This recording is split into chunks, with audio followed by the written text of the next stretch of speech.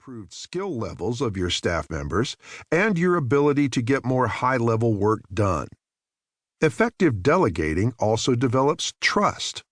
You rely on your staff person to get the job done, and they look to you for support and guidance as needed. And trust within organizations means more engaged workers.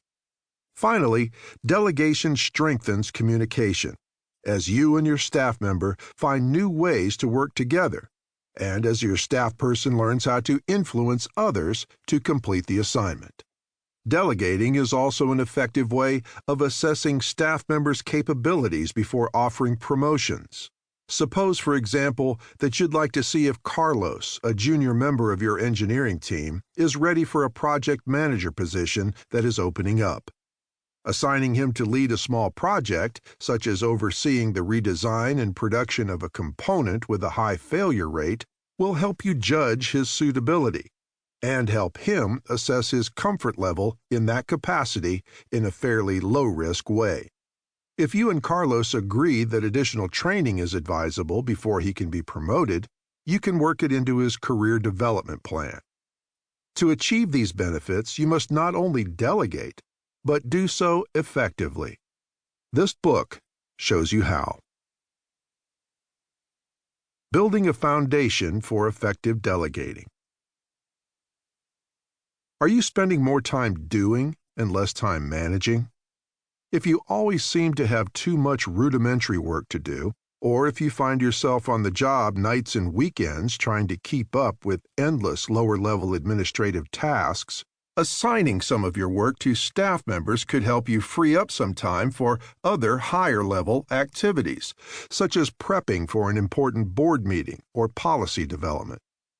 If you are delegating, but you're regularly interrupted by direct reports who have questions about their assignments, or if you often need to intervene in delegated tasks or projects because of missed deadlines or budget overruns, or overrule staff decisions and personally redo poorly executed assignments, you could benefit from honing your delegation skills.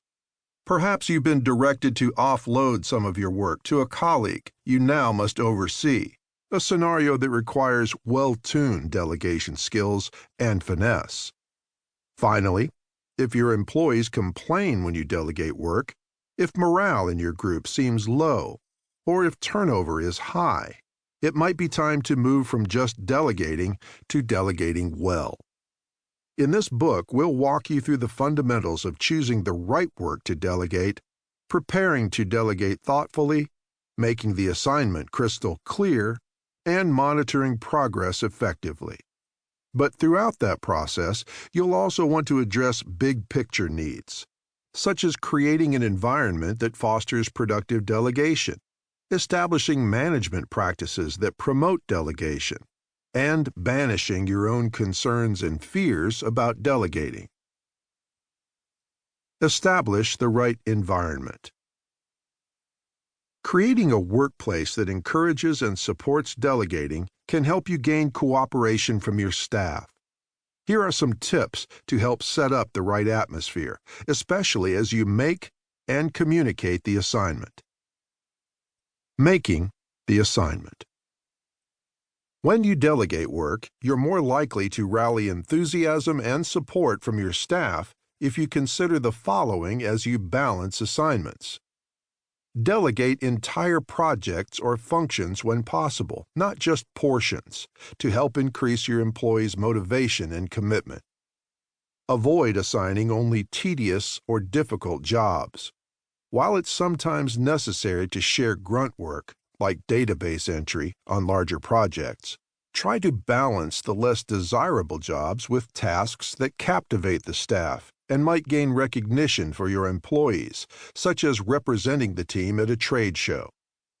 Give your direct reports the resources needed to get the job done. And think in broad terms.